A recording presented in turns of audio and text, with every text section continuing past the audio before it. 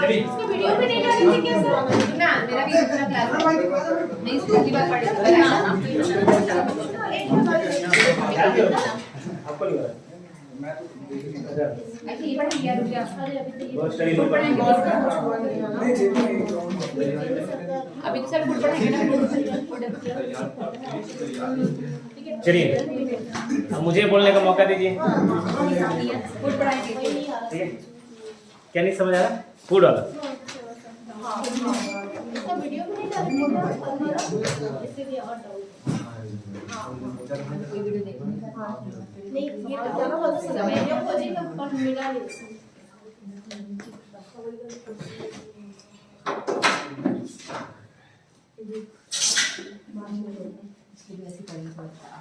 चलिए पढ़ रहे थे हम लोग आवश्यक वस्तु अधिनियम 2055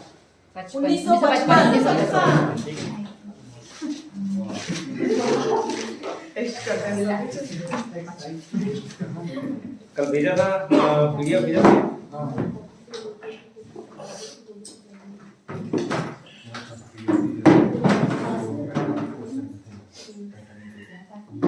ठीक है चलिए एसेंशियल कम्युनिटी एक बार क्विक रिवीजन 10 मिनट में सुनिए इधर एसेंशियल कम्युनिटी 1955 क्या कितनी धाराएं हैं टोटल 16 धाराएं हैं अनुसूची कितनी है एक और उस एक अनुसूची में क्या है ठीक है 3 प्रकार की लिस्ट बताया था भारतीय संविधान में एक होती है केंद्र सूची या सब सूची एक होती है राज्य सूची एक होती है संवर्धित सूची स्टेट लिस्ट यूनियन लिस्ट और कंकरेंट लिस्ट ठीक तो ये जो आवश्यक वस्तु अधिनियम है कौन से लिस्ट में है संवर्धित सूची और कौन से नंबर पे है नंबर 33 नंबर तो बढ़िया याद तो है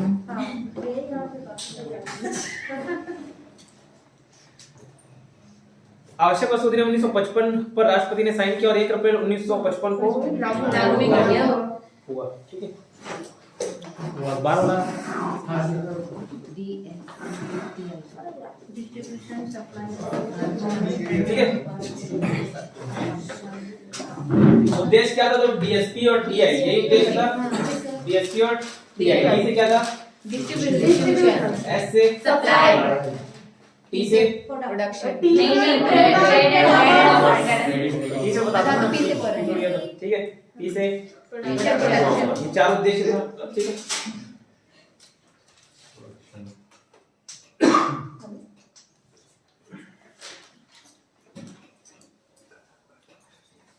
याद नहीं 1 अप्रैल 1955 से लागू कौन ऑब्जेक्टिव को दिखाया था आप बोले थे ना 10 अप्रैल गलत है वो ऑब्जेक्टिव आंसर गलत है करता कोई 1 अप्रैल क्या है 1 अप्रैल ये आंसर 1 अप्रैल है वो 10 अप्रैल कोई क्वेश्चन दिखा रही थी उसी में था 1 अप्रैल इसी में था ना ठीक है 1 अप्रैल से ठीक 1 अप्रैल 1955 एक बार राष्ट्रपति ने उसी दिन साइन किया था उसी दिन से लागू हो गया इमरजेंसी उस टाइम था समझ लो तत्काल अकाल पड़ा हुआ था ठीक है फिर धारा 1 क्या बोलता है संक्षिप्त नाम विस्तार ठीक है नाम क्या है तो आवश्यक वस्तु अधिनियम 1955 विस्तार क्या है संपूर्ण धारा ठीक है एक्सेप्ट कुछ नहीं ठीक है कोई जम्मू कश्मीर नहीं है और देखो सभी जितने भी आप अधिनियम पढ़ोगे 4 अधिनियम पढ़ने को है 4 अधिनियम में धारा 1 रहता है उसका नाम और लागू और विस्तार का है यही 3 चीज रहे धारा 1 और धारा 2 में डेफिनेशन है सभी में देख लेना ये मिलेगा ठीक तो बचा 14 धारा आपको याद करना है सेक्शन ठीक अब धारा दूसरे में देखिए परिभाषा में सबसे पहला आता है कलेक्टर मतलब क्या तो कलेक्टर मतलब कलेक्टर से लेके अपर कलेक्टर जॉइंट कलेक्टर मतलब वो उपखंड अधिकारी तक सारे अधिकारी कितने कलेक्टर के रूप में आएंगे चीनी देखे तो चीनी का डेफिनेशन कौन सा था आर्टिकल 2 ई है ना सेक्शन 2 ई चीनी ई चीनी में क्या 90% सुक्रोज वाला सारा प्रोडक्ट ठीक मिश्री बतासा ठीक है और क्या बुरा चीनी क्रिस्टल वाला कच्चा चीनी गन्ना रस चीनी और प्रोसेसिंग शुगर जो फैक्ट्री में बन रहा है वर्तमान में कभी नहीं है ठीक फिर कुछ पॉइंट्स देखे थे आवश्यक वस्तु अधिनियम से संबंधित इसकी परिभाषा कहीं पे भी दी है क्या नहीं दी केवल लिस्ट है और लिस्ट का है अनुसूची 1 में है वहाँ धारा 1 लिख दिया था वो अनुसूची 1 है ठीक है मतलब आप अब देखिए आवश्यक वस्तु में क्या क्या औषधि ड्रग खाद्य पदार्थ जिसमें गन्ना भी शामिल है गन्ना जो है कि कैसा प्रोडक्ट है कमर्शियल फसल है कमर्शियल क्रॉप है कैश क्रॉप है ठीक है लेकिन फिर भी यहाँ खाद्य पदार्थ में इस कंटेक्स्ट में खाद्य पदार्थ में आता है ठीक है गन्ना तेल तिलहन, ये सारे के सारे खाद्य पदार्थ आवश्यक वस्तु में आते हैं। तेल, तिलहन, तिलहन फसल है हाँ? नहीं तिलहन है। उसके बाद वनस्पति बीज, वेजिटेशन सीड, ये भी है, ठीक है। और क्या, कपास के मजबूत धागे, कॉटन यार्न बोला जाता है उसको, ये भी आपका आता है, ठीक है। कपास से बने सूत है ना, पूर्णतः कपास से बने सूत वही मजबूत धागे। पेट्रोलियम और पेट्रोलियम उत्पाद, ये लिखा था। कच्चा जूट, ये लिखा है नहीं, पटसन लिखा है, वही शायद कच्चा जूट और जूट टेक्सटाइल, पटसन शायद उसी को ही बोलते हैं, आई थिंक सो, पता नहीं। फिर कपास बीज, जूट बीज और पशु चारे के बीज भी इसी में आ जाता है। इतने सारे भी वर्तमान में शामिल है। बाकी इसके अलावा अगर कुछ पढ़े होंगे पहले या पुराने किसी किताब, वो अभी हट चुका है, ठीक है। अभी वर्तमान में इतने सारी चीजें हैं, ठीक। उसके बाद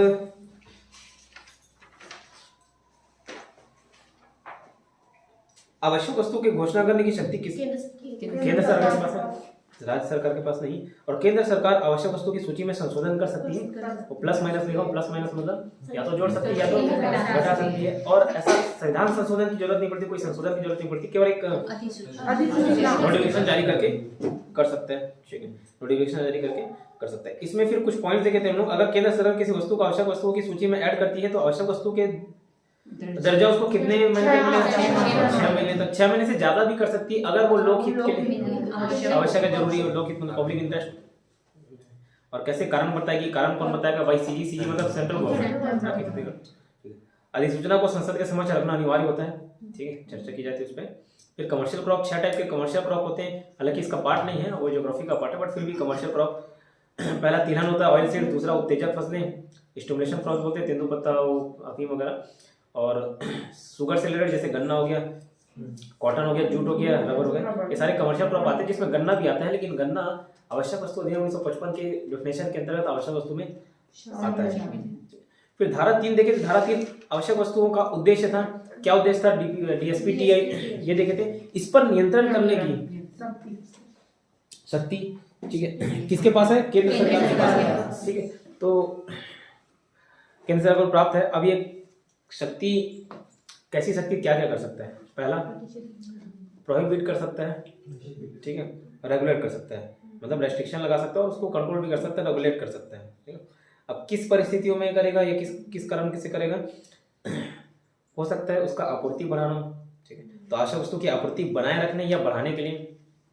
for security purpose of the nation, कल एग्जाम्पल दिया था, उसको कंट्रोल करने में, जैसे वहाँ पे शरद में लड़ रहे हैं तो सामान सिर्फ वहीं जाना चाहिए, ऐसा कुछ पॉइंट हो सकता है। सैन्य सुरक्षा प्रक्रियाओं के संचालन के लिए, for ensuring the continuous function of military operation, ये सारे देखे थे। तो कौन सी शक्ति प्राप्त है? प्रोहिबिट करने की, रेगुलेट करने के लिए। और आवश्यक वस्तु के उत्पादन, प्रदान, व्यापार, वाणिज्य के लिए लाइसेंस जारी किया जाना, ये भी शक्ति है, ठीक है, लाइसेंस जारी करेंगे।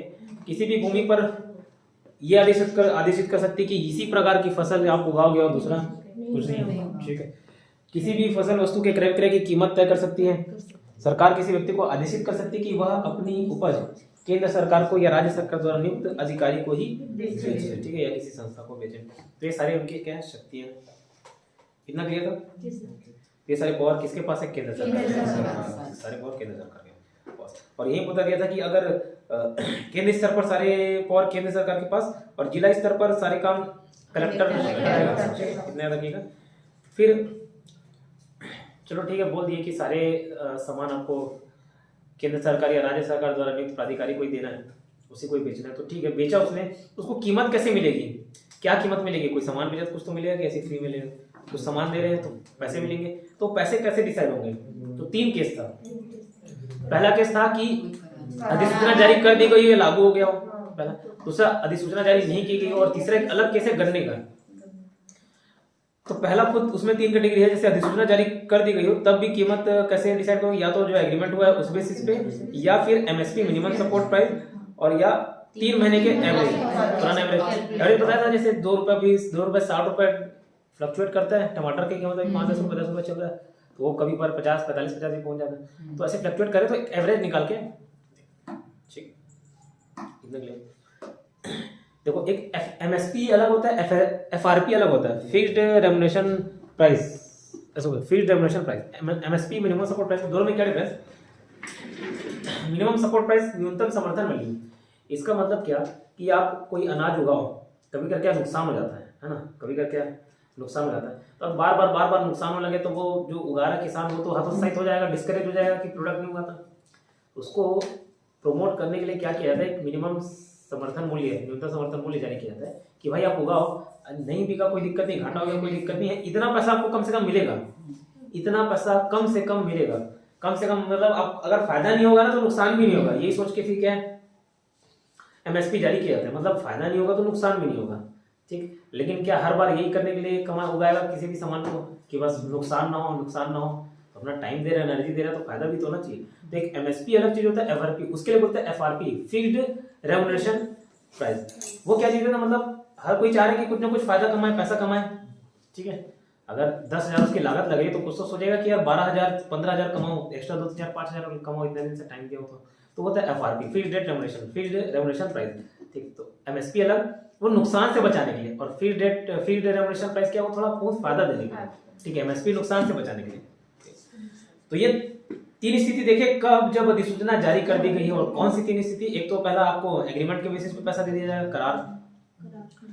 दूसरा एमएसपी जो रहेगा वो दे दिया जाएगा पैसा। और तीसरा क्या, ठीक है। अब ये तो देखे थे अधिसूचना जारी कर दी गई तब तीन स्थिति, नहीं किया गया तब क्या, तो नहीं किया गया तो कौन तय करेगा, राज्य सरकार, ठीक है। यहाँ बस याद रखिएगा राज्य सरकार। अगर नोटिफिकेशन नहीं जारी हुआ है, अधिसूचना नहीं जारी की गई है, तो केंद्र सरकार नहीं, राज्य सरकार जो डिसाइड करेगी पैसा, वह कीमत दी जाएगी। अब वो कैसे डिसाइड करेगी, मनमाना नहीं, उसके लिए एक आधार है, कुछ आधार है। पहला आधार क्या, उसी किस्म में जो जिस किस्म के फल है उसी टाइप का कोई दूसरा प्रोडक्ट रहेगा, उसका औसत बाजार रेट देख लेंगे, मार्केट वैल्यू क्या है, एवरेज मार्केट प्राइस क्या है, वो कीमत तय की जा सकती है। वह वस्तु जिस कीमत पर वीकर सेक्शन को उपलब्ध कराया जाना है, वहाँ पे किस हो सकता है, सरकार के भी कंडीशन खराब हो, बोल रहा कि नहीं भाई अभी फायदा नहीं है, अभी पहले इस स्थिति से लड़ना ज़्यादा जरूरी है। जो अगर किसी को 2 रुपये किलो में पहुँचाना है तो वो 2 रुपये ही आपको दे पाएंगे, उससे है ना नहीं दे पाएंगे, हो सकता है वो पॉइंट ले लिया जाए, ठीक है। फिर फसल की संभावना, आने वाले समय में कितना उत्पादन हो सकता है, फसल उत्पादन की संभावना कम होगा तो ज़्यादा प्राइस, ज़्यादा होगा तो कम प्राइस, उस बेसिस पे डिमांड सप्लाई के हिसाब से। कृषि मूल्य आयोग की सिफारिश के आधार पर, अगर ये सब नहीं है तो कृषि मूल्य आयोग होता है, कमीशन बना हुआ है, ठीक है। ये एक रिकमेंडेशन जारी करता है कि इसका इतना प्राइस देना चाहिए, तो उसके आधार पर भी प्राइस कर सकता है, ठीक है। तो अभी तो क्या देख रहे हैं हम लोग, सेलर को क्या प्राइस मिलना चाहिए, तो 3 उसके कंडीशन है। अगर अधिसूचना जारी कर दी गई है तो उसके अंदर भी 3 कंडीशन देखिए, एक तो आपका एग्रीमेंट, दूसरा एमएसपी, तीसरा एवरेज, ठीक है। नई नोटिफिकेशन जारी किया तो राज्य सरकार तय करेगी और उसके आधार देखे थे। और तीसरा गन्ना का केस था, गन्ना का अलग केस। गन्ना में क्या, यदि गन्ना के विक्रय के लिए निर्देशित किया जाता है तो उसका वह कीमत मिलेगा जो केंद्र सरकार तय करेगी। यहीं तक कल पढ़े थे शायद, है ना। अब केंद्र सरकार तय करे, जैसे उधर राज्य सरकार तय कर रहा था तो उसका आधार था नहीं कुछ ना कुछ, तो ऐसे केंद्र सरकार भी तय करेगा, तो केंद्र सरकार जो कीमत तय करेगा उस कीमत को भी तय करने का आधार है। पहला आधार FRP, fixed and remuneration price, fixed remuneration price. FRP क्या है, फिक्स्ड रेम्युनरेशन प्राइस। उचित एवं लाभकारी मूल्य, ये बता दिया। एमएसपी क्या, आपको नुकसान से बचाने के लिए, एफआरपी क्या, थोड़ा बहुत कमाई तो है। फिर दूसरा टैक्स, ये कुछ खास पॉइंट समझ नहीं आया, एलैबोरेट किया वो समझ नहीं आया मुझे, बस टैक्स याद रख लीजिए। उसके उत्पादन पर आया खर्च, तो देखो हो सकता है टैक्स का भी कुछ मॉनेटरी वैल्यू से संबंधित, जैसे इतना टैक्स लग रहा है तो वो सब जोड़ जाड़ के टैक्स एक्चुअल में कुछ कहीं एलैबोरेट नहीं किया था, समझ नहीं आया। उसके उत्पादन पर आया खर्च, टैक्स नहीं काटेगा, नहीं टैक्स नहीं, वो तो उसके आधार तय कर रहा है पैसा, देख लेता हूँ अगर दिया हुआ तो धारा कौन सा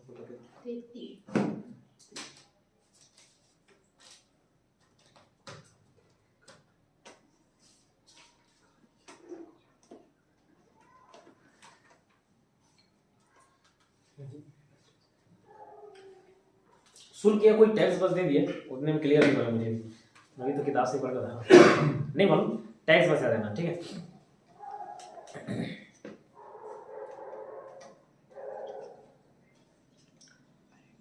हो सकता है अपना अनुमान लगा रहा हूँ शायद ये, जैसे देखो कुछ सामान जैसे इंपोर्ट होते हैं ना, जैसे चाइना प्रोडक्ट कितने सस्ते होते हैं, लेकिन चाइना प्रोडक्ट जो आपको मिल भी रहा है, अगर ये 40,000, अगर ये तो खैर नहीं, जैसे 10-20 हज़ार का है, ठीक है आइटम, तो वो चाइना में ना और एकदम सस्ते मिलता होगा, यहाँ आते आते जस्ट डबल हो जाता है। डबल रहता है। और क्यों वो करना मजबूरी है, नहीं करेगा तो इंडिया के कॉम्पिटिटर जो हैं, इंडिया के जो मार्केट चला रहे हैं, उन लोगों का बिजनेस ठप हो जाएगा। तो उन लोगों को संरक्षण प्रदान करने के लिए जस्ट 100% टैक्स लगा दिया जाता है। क्या कस्टम ड्यूटी बोलते हैं क्या शायद, है ना, यहाँ इतना लगाया जाता है। क्यों? उसको बचाने के लिए, उसको प्रिजर्व करने के लिए, ठीक है। नहीं तो क्या यहाँ की मार्केट टिक नहीं पाएगी ना, यहाँ की इकोनॉमी ग्रो नहीं कर पाएगी, सब बाहर के मंगाएंगे। तो इसलिए उसका प्राइस डबल कर देते हो। जो डीओ वगैरह लगाते हो ना, जस्ट डबल टिबल प्राइस पड़ जाता है आपको, जस्ट डबल टिबल। मतलब आपको पढ़ना चाहिए था, जैसे अगर 200 रुपये का डीओ छिड़क रहे हो तो वो 30-40 रुपये में मिल जाएंगे बस, लेकिन दुगना तिगना हो जाता है। क्यों? करना जरूरी है, नहीं तो इंडिया का डीओ गिर जाएगा, ठीक है, उससे खुशबू आना बंद हो जाएगा।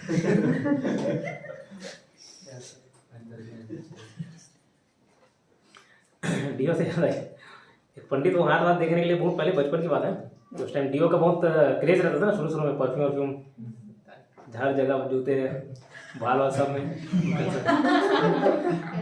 तो जब हाथ देखने आया तो समझ गया इतना डीओ लगाया, डीओ एक्चुअली डिओड्रेंट, मतलब पसीने, उसको पसीना रोकने के लिए नहीं है एक्चुअली। पसीना में जो, पसीना से बदबू नहीं आता, पसीना में फिर जर्म्स पनपने लग जाते हैं ना, वो बदबू करता है, ठीक है। तो उसके लिए डिओड्रेंट यूज़ किया जाता है। तो वो मेरे को याद है, वो गेंदा फूल का एग्जाम्पल दे रहा था, तो गेंदा फूल लगाया कर देसी है, देसी पंडित जी तभी इतना बदबू आ रहा है, ठीक है।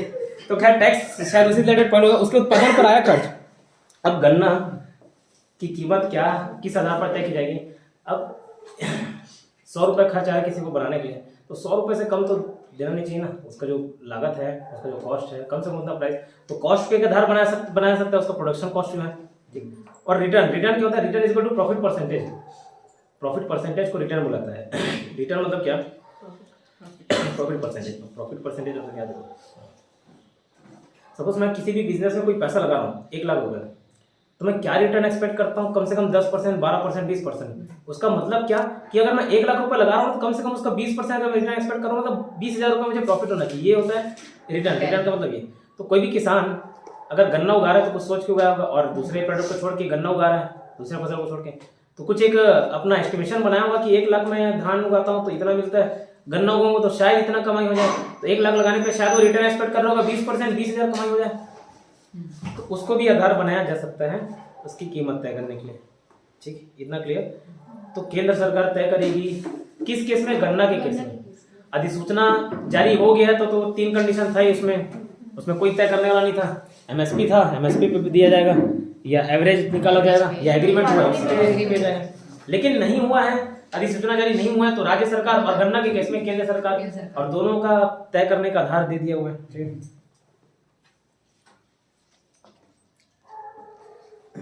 आगे कुछ पॉइंट देखिए। कोई भी उत्पादन करता, आयात करता, मतलब उत्पादन करता मतलब प्रोड्यूसर, आयात करता, इंपोर्टर, व्यापारी इत्यादि आवश्यक वस्तुओं का क्रय विक्रय उसी कारखाने के गोदाम से करेगा जिसे तय किया हुआ है। जैसे डीलिंग करते हैं ना कि आपको इसी से बेचना है, बस वही पॉइंट बोला गया। आगे पॉइंट देखिए, चौथा धारा।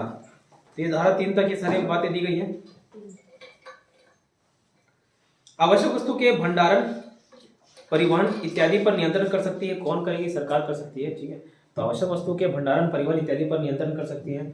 भंडारण मतलब स्टोरेज, कौन कितना स्टॉक स्टोर कर सकता है ना, तो वो सारी डिटेल वो सब। और परिवहन का ट्रांसपोर्टेशन धारा 4 नहीं, धारा 4 नहीं, पॉइंट 4 है, ठीक है। आवश्यक वस्तु के भंडारण, परिवहन इत्यादि पर नियंत्रण कर सकती है। ये पावर्स देख रहे थे, केंद्र सरकार की पावर देख रहे थे, क्या क्या पावर देखे, तो एक प्रोहिबिट कर सकती है, ठीक है, और कुछ और काम कर सकती है। फिर ये अपना आवश्यक वस्तु के भंडारण, परिवहन पर नियंत्रण कर सकती है, बोल रहे हैं, ठीक। आगे प्रत्येक व्यक्ति, संस्था, उत्पादनकर्ता को आवश्यक वस्तु से संबंधित दस्तावेज तैयार रखना चाहिए एवं निरीक्षण के समय उसे प्रस्तुत करना होगा। ये भी कुछ पॉइंट्स है कि आपके पास सारे डॉक्यूमेंट्स रहने चाहिए, कोई भी आप ट्रांजेक्शन कर रहे हो उससे रिलेटेड। यदि कोई नियमों का उल्लंघन करेगा तो उसकी संपत्ति संपरिहित की जाएगी। संपरिहित मतलब सीज करना, ठीक है, सीज करना, प्रॉपर्टी सीज की जाती है ना, तो ऐसे ही संपरिहित की जाएगी। यदि कोई नियम का उल्लंघन करता है तो उसकी संपत्ति सीज की जाएगी। ये भी धारा बोलता है, ठीक है, इतना क्लियर। आगे देखिए धारा 4, यहाँ तक क्लियर। धारा 4 क्या होता है? केंद्र सरकार हो सकती है कि वो राज्य सरकार को कुछ कर्तव्य दे सकती है, ठीक है। इंग्लिश में होगा imposition of duties on state government, imposition of duties on state government, बस इसमें यही इतना याद रखना। धारा 5 केंद्र सरकार अगर चाहे तो केंद्र सरकार या राज्य सरकार के किसी अधिकारी को काम करने की शक्ति दे सकती है। पावर डेलीगेट किया जा सकता है, डेलीगेशन ऑफ पावर। जैसे खुद हैंडल नहीं कर पा रहे तो अपने नीचे ग्राउंड स्तर पर काम देखने के लिए हो सकता है आधे कुछ और पावर डिस्ट्रीब्यूट कर दे, दूसरे को दे दे। ठीक है, डेलीगेशन ऑफ पावर, ठीक है, शक्तियों का प्रत्यय होता है। कितना क्लियर? अब धारा 6, ठीक है, धारा 6 इंपॉर्टेंट है। धारा 6 क भी है और धारा 6 ख भी है, ग भी है, घ भी है, अंगा भी है। ABCD E, देखते हैं ABCD E क्या होता है। धारा 6 का खाद्य पदार्थ, खाद्य तेल एवं तेल का अधिग्रहण, अधिग्रहण मतलब ये भी जब्ती। यदि धारा 3 का उल्लंघन होता है तब इन्हें जब्त किया जा सकता है। किसको? खाद्य पदार्थ, तेल और जो भी आवश्यक वस्तु से रिलेटेड पॉइंट्स हैं उसको सबको जब्त किया जा सकता है। जब्त करने के क्या लिखा हो, जब्त करने की रिपोर्ट तत्काल कलेक्टर को भेजी जाएगी। कलेक्टर निरीक्षण के लिए जब्त वस्तु को मंगा सकता है। कलेक्टर को समाधान हो जाने के बाद वह उस साधन या पशु को जब्त करने का आदेश दे सकता है। ये क्या पॉइंट है बताता हूँ। हमको क्या नियम कानून के दायरे में रहना पड़ता है। यहाँ पे भी जो आवश्यक वस्तु अधिनियम 1955 जिसके अंदर नियम कानून अपने तय किया गया है उसका अगर कोई पालन नहीं करता तो क्या उसके सारे सामान को जब्त कर सकता है। ठीक है, सारे सामान को जब्त कर दिया। तो ये सब कौन फूड इंस्पेक्टर का काम रहता है। जब बनोगे तो जाओगे जब्ती करने के लिए।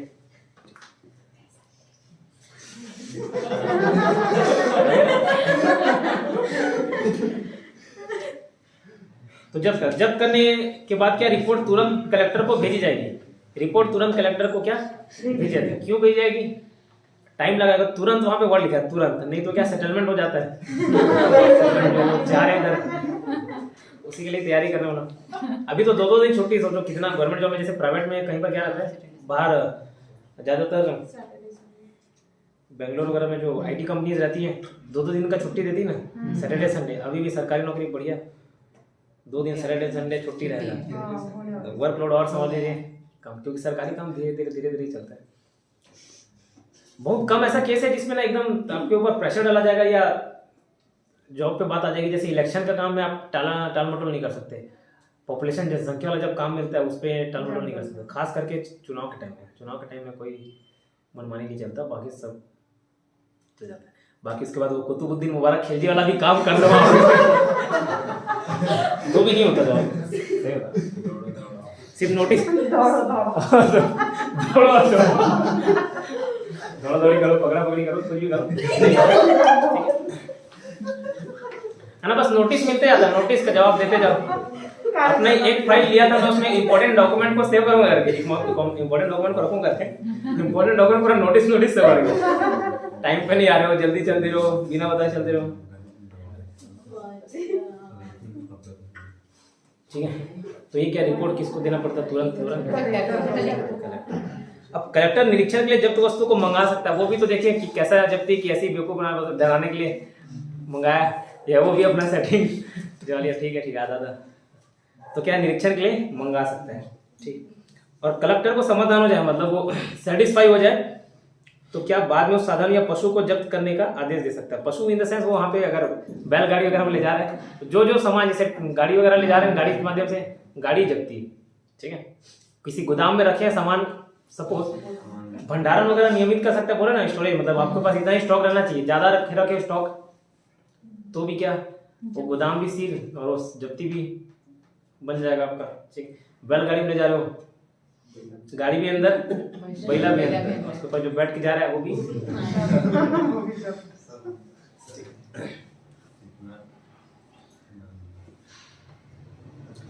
आगे देखिए नोट करके, अगर यह आवश्यक वस्तु तय मात्रा से अधिक उत्पादक के पास से पकड़ाया तो वह जब्ती नहीं होगा। अभी जैसे केस बता रहा था कि आपको इतना पर्टिकुलर स्टॉक रखना, उससे ज्यादा नहीं रखना है। जैसे मैं अकाल की स्थिति बताया था कल, सपोज 5 साल का आप स्टॉक भर के रख लियो जो जरूरत है ही नहीं, हो सकता है काल 1-2 साल तक पड़े तो उस टाइम तक छोड़ दे, उदाहरण बस दे रहा हूँ। तो तय किया जाए कि भाई इतना स्टॉक रख सकते हो, फिर भी वो लालचवश या किसी भी कारणवश ज्यादा स्टॉक रखा तो उल्लंघन कर रहा है कि नहीं कर रहा है, उस केस में जब्ती हो जाएगा। लेकिन आगे बोला है कि अगर ये किसके पास से पकड़ा जाए, उत्पादक मतलब होता है प्रोड्यूसर के पास से पकड़ाया जा रहा तो वह नहीं वो प्रोड्यूसर क्या पता उत्पादन कर रहा है, ज्यादा उत्पादन करे तो अच्छी बात है ना, नहीं ज्यादा उत्पादन करके तो भी ऐसा थोड़ी, तो बेचारा उत्पादन कर रहा है तो वहां से पकड़ाएगा तो नहीं, बाकी और जो ट्रेडिंग कर रहे हैं उसके पास से पकड़ाया तो जो लेकिन परिवहन के मालिक पर जुर्माना लगाया जाएगा। परिवहन का मालिक मतलब क्या, अब जरूरी थोड़ी जो सामान खरीद बेच रहा है उसी की गाड़ी हो, और तो ट्रांसपोर्टेशन के लिए दूसरे को हायर करते हैं ना कि हाँ माल यहाँ से यहाँ पहुँचाना है, ठीक है। तो परिवहन के मालिक पर जुर्माना लगाया जाएगा। अब क्या होता है, जैसे जो ट्रांसपोर्टर है वो ये बोल के अपना बचाव नहीं कर सकता, मुझे तो मालूम नहीं था क्या है, सामान उसके गाड़ी में जा रहा है तो उसको मालूम रहना चाहिए, पहली बात उतना अवगत होना चाहिए कौन सा लीगल है इलीगल है क्या नहीं, उतना जानकारी रहना चाहिए उसको, ठीक है। तो उस पर भी जुर्माना लग जाता है, ठीक। ड्राइवर एक बार प्रकार से बच जाए, जो मालिक है उस पर जुर्माना लगेगा, ठीक। तो परिवहन के मालिक पर क्या जुर्माना लगाया जाएगा।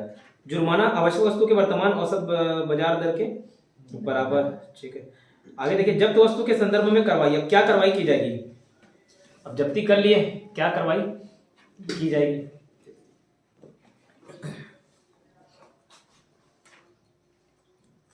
जल्दी खराब होने वाली आवश्यक वस्तु होने पर उसे तत्काल नियंत्रित दर पर विक्रय करने का आदेश दिया जा सकता है। कौन देगा, कलेक्टर द्वारा।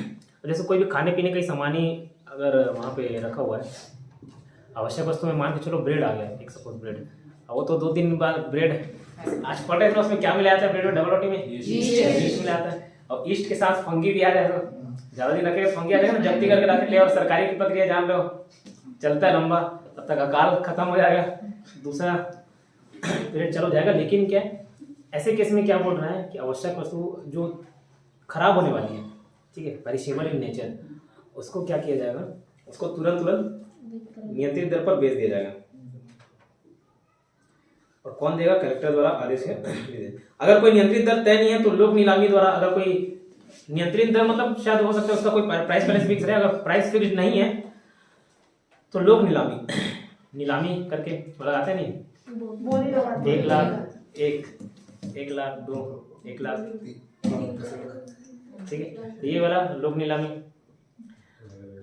अनाज जब किया गया है तो उसे उचित मूल्य की दुकान से वितरित करने का आदेश दिया जा सकता है। अनाज उचित मूल्य दुकान, फेयर मार्केट, फेयर प्राइस क्या होता है, फेयर मार्केट प्राइस नहीं, उचित मूल्य दुकान, fair shop, fair value shop बोलते हैं शायद। तो उचित मूल्य की दुकान पे उसको क्या वहां से वितरण करने मतलब बंटवा देने का आदेश दिया जा सकता है। तो क्या आवश्यक वस्तु पकड़ाया तो क्या जल्दी खराब होने वाली आवश्यक वस्तु होने पर उसे क्या तत्काल बेच दिया जाता है, ठीक है। अगर कोई नियंत्रित दर नहीं है तो लोक नीलामी द्वारा उसको निकाल दिया जाएगा।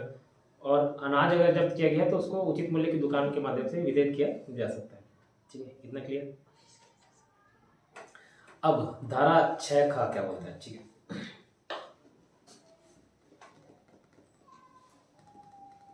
जो अधिग्रहण ये जब्ती बना रहे थे ना, ये धारा 6 का के अंतर्गत पढ़ रहे थे, ठीक है। उसके बाद जो 6 का है, अब आगे देखते हैं 6 का क्या है। 6 का देखो, धारा 5 पढ़े, उसके धारा 6 का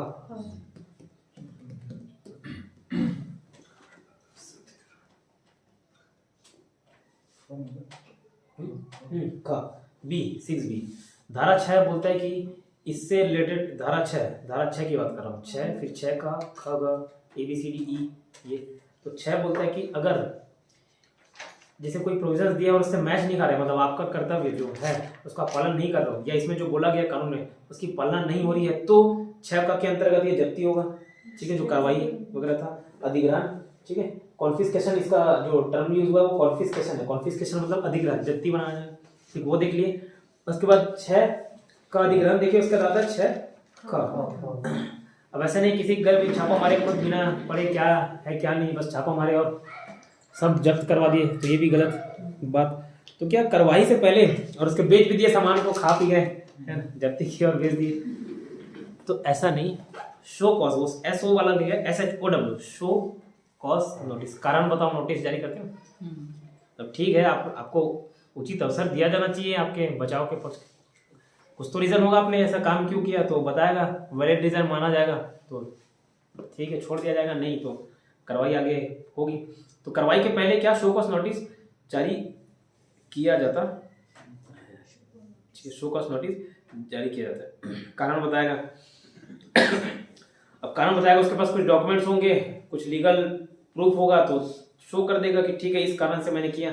फिर भी नहीं बता पाता, उसका जवाब नहीं दे पाता और कार्रवाई आगे बढ़ती है तो क्या अपील भी कर सकता है। 6 में क्या है, अपील करेगा। तो अपील किसे किया जाएगा, न्यायिक प्राधिकारी। न्यायिक प्राधिकारी मतलब जुडिशियल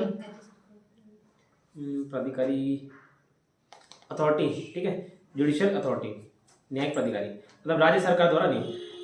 अभी काम किया, किसी जज को, एक आध जज को बैठा दिए कि आवश्यक वस्तु से रिलेटेड आप क्या देखिए, काम देखिए या ये वाले मैटर को सॉल्व कीजिए आप, तो वो न्यायिक प्राधिकारी बन जाएगा। वहाँ पे राज्य सरकार किसी भी जज को नियुक्त कर सकता है कि जैसे रहते हैं ना बहुत सारे मैटर्स देखे जाते हैं, अलग अलग टाइप के मैटर्स की, इस मैटर को आप देखिए, इस मैटर को आप देखिए, ऐसे रोस्टर बनते हैं, ठीक, रोस्टर बनता है।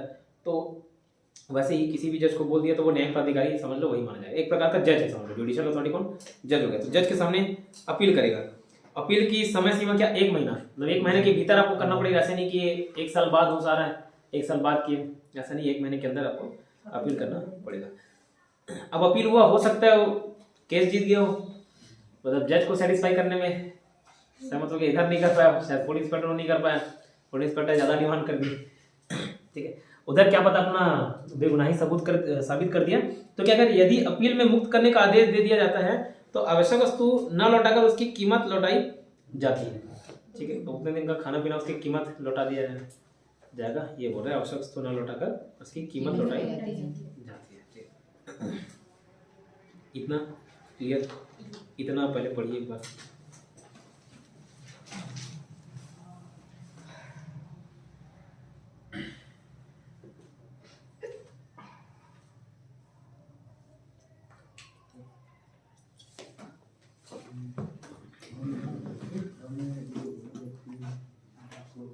सूचना दिया ये सूचना का खदानों के पूरे दर्शित करके सूचना को दिया मतलब जबकि करने से पहले सूचना शो का नोटिस उसको देंगे। हाँ उसको देंगे जो इसका सामान रहता है। कानून बताओ क्यों इधर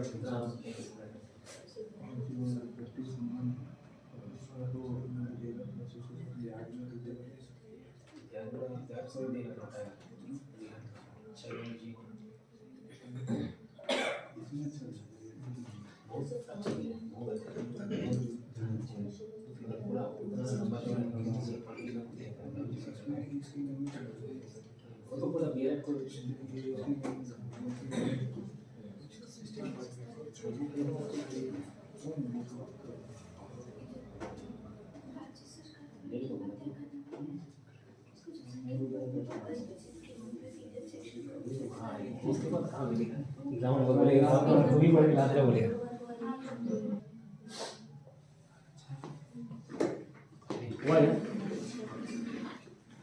क्या देखिए था अपील किसके पास अपील करेगा, न्यायिक प्राधिकारी के पास। न्यायिक प्राधिकारी कौन नियुक्त करेगा, राज्य सरकार। अपील की समय सीमा कितनी है, 1 महीने के अंदर करना पड़ेगा। और अपील में मुक्त करने का आदेश दिया जाता है तो उसका वैल्यू आवश्यक वस्तु न लौटाकर क्या उसका वैल्यू। अब सपोज देखो केस लड़ते ही 3-4 महीने हो गया, 5 महीने हो गया, 6 महीने हो गया, तो जो सामान उस टाइम बेच दिया जाता, जैसे देखो 1 लाख रुपए का सामान मेरा आज बिकता, वो किसी कारणवश वहाँ कोर्ट कचहरी में फंस गया केस, और उसका मामले की सुनवाई होते होते सपोज 1 साल लग गया, तो तब 1 साल में मेरा, और 1 साल बाद मुझे 1 लाख रुपए वापस किया जाए तो हिसाब बराबर गया नहीं। क्यों, कहीं ना कहीं ब्याज मार खा रहे ना मेरा। 1 लाख में कहीं बैंकिंग में इन्वेस्ट किया जाता तो 3-4-5% कुछ तो मिल जाता, 4-5, तो क्या ब्याज सहित वापस किया जाएगा, उसका पैसा वैल्यू तो वापस किया जाएगा लेकिन ब्याज सहित वापस किया जाएगा, ठीक है। इतना क्लियर। ये था आपका धारा, इसमें ABCDE भी है, उसको छोड़ दीजिए, याद है। धारा 7 से 7 शास्त्रीय है, और एक वो पढ़ रहे थे 27 से शास्त्रीय पढ़ रहे थे, वो तो डिलीट हो गया।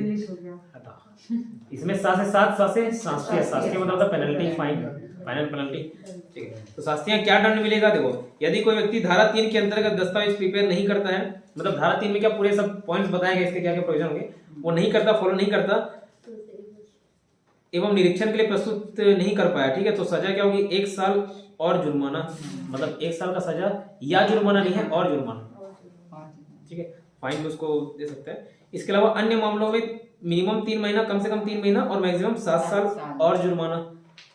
अभी अन्य मामले क्या है पता नहीं। इसके साथ साथ संपत्ति के संपहरण मतलब कब्जा का भी आदेश दिया जा सकता है, सीज भी किया जा सकता है। और किसके द्वारा सीज किया जाएगा, तो राज्य सरकार। ये पश्चातवर्ती क्या होता है, शुद्ध हिंदी था, मुझे भी नहीं समझ आया। पश्चातवर्ती अपराधों के लिए सजा क्या है, मिनिमम 6 महीना और मैक्सिमम 7 साल और जुर्माना, ठीक है। अभी जो मिनिमम 3 वाला केस ऊपर पड़े ना, इसके अलावा अन्य मामलों में 3 महीना और मैक्सिमम 7 साल, ठीक है। ये जो देख रहे हैं मिनिमम वाले केस को और मिनिमम कर सकता है अगर कोई विशेष परिस्थिति है, तो कुछ भी विशेष परिस्थिति हो सकती है, ठीक है। उस विशेष परिस्थिति के अनुसार 3 महीने से कम भी उसको सजा दिया जा सकता है, विशेष परिस्थिति होना, वहां पे लिखा नहीं है लेकिन बता दिया, ठीक। इतना क्लियर, आज के लिए इतना करते हैं।